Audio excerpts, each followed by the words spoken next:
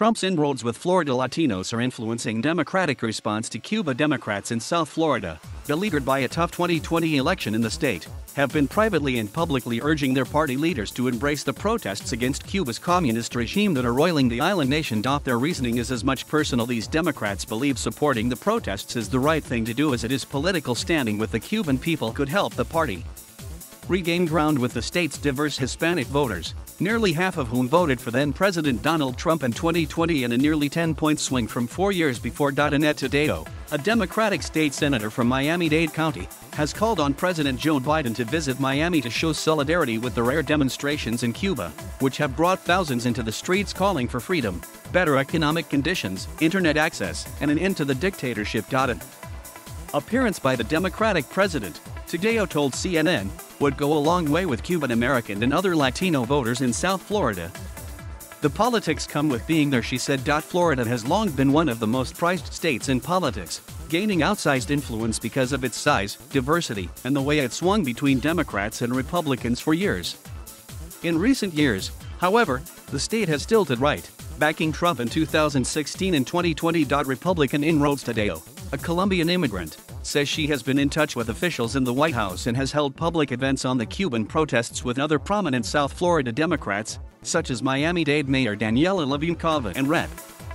Debbie Wasserman Schultz. Despite hopes and even expectations that Biden would replicate former President Barack Obama's foreign policy on Cuba, normalizing and expanding diplomatic relations, relaxing decades-old travel and trade restrictions, he has yet to fulfill his campaign promises to roll back the Trump administration's Cuba sanctions or open up relations again.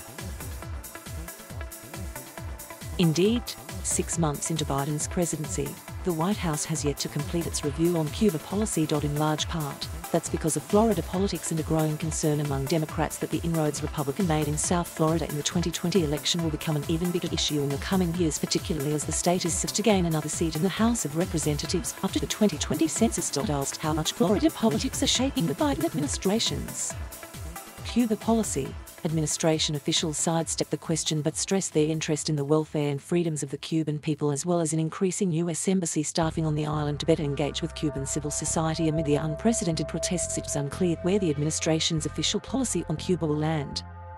But Democrats in Washington are getting the message from South Florida and are emphasizing how tough the administration has been in response to the protests. The Democratic National Committee launched targeted English and Spanish language digital ads this week in the Sunshine State that highlight Biden's recent punitive actions against the Cuban government. We have a huge opportunity here with a president who is more forceful on Cuba, where many Democratic presidents in recent memory may not have been as forceful, a senior Democrat said of Biden's response to the Cuban crackdowns. There is some real opportunity here. We have something very concrete that, across the ideologic spectrum save maybe the farthest of the far left, is supported. The Democrat added that many in the party's leadership believe Trump's dominance in South Florida was more of an aberration than some sort of linear trajectory for how Democrats can perform in South Florida. This push from South Florida Democrats like Taddeo reflects how the party is looking for ways to break the GOP's hold on the closely split state. In 2020, Republicans made significant inroads with an array of Latino voters in South Florida, including Cubans, Colombians and Venezuelans. The increase was so significant that Trump was able to become the first Republican presidential candidate since 1976 to lose DuVal County in North Florida, a long-time Republican bastion, and still win the state by more than 3 percentage points. During the campaign, Republicans portrayed Democrats as soft on communist regimes, emphasizing how Trump had reversed much of the thorny U.S.-Cuba relations during Obama's second term. The GOP messaging worked, particularly after Biden said 2 months before the election that he would roll back Trump's sanctions on Cuba. Dario Moreno, a political science professor at Florida International University, said foreign policy on Cuba has outsized resonance with Florida Latinos, even among the growing non-Cuban Hispanic communities. Florida has a very heterogeneous Latino population, but one of the things that hold them in common is a lot of them are fleeing left-wing governments, Moreno said. Trump cultivated that concern in South Florida, not only with Cubans but with Colombians and Venezuelans and Nicaraguans. Florida politics is international politics. Even with the direct Biden response, Florida Democrats have a growing sense of dread that the dent Republicans have made in South Florida could become an even bigger issue in the coming years. It works. Evelyn Perez Verdia, a veteran Florida Democratic strategist and Colombian American, said about the Republican strategy. Sadly enough, we have seen this work in the past with what Trump did with Latino communities. From the Democrats that I have talked to, there is a serious concern.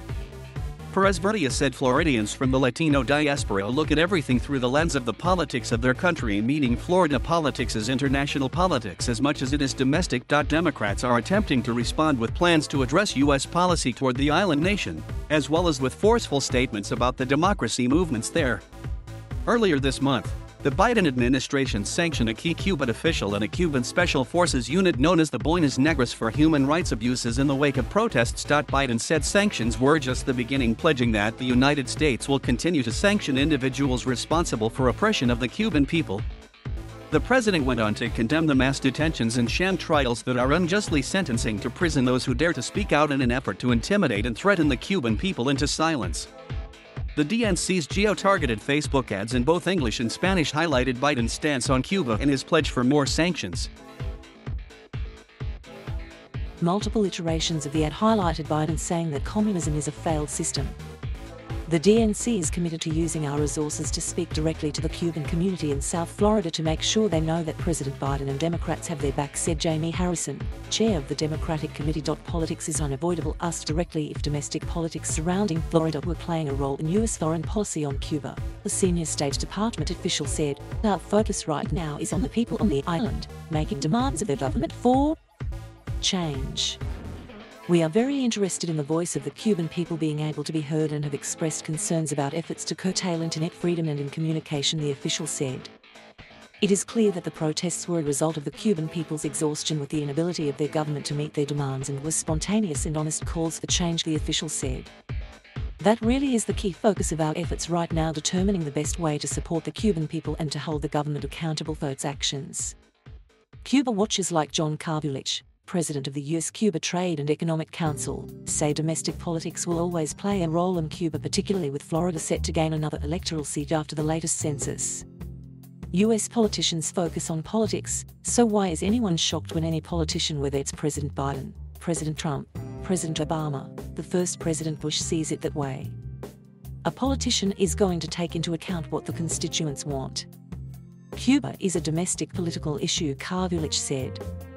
When people say that the Biden admin should be strong and remove Florida from the Cuba policy decision-making process, it's foolishness. It's not going to happen. The fact that Florida is picking up a seat in the House of Representatives makes it even more important for both political parties, Carvulich added.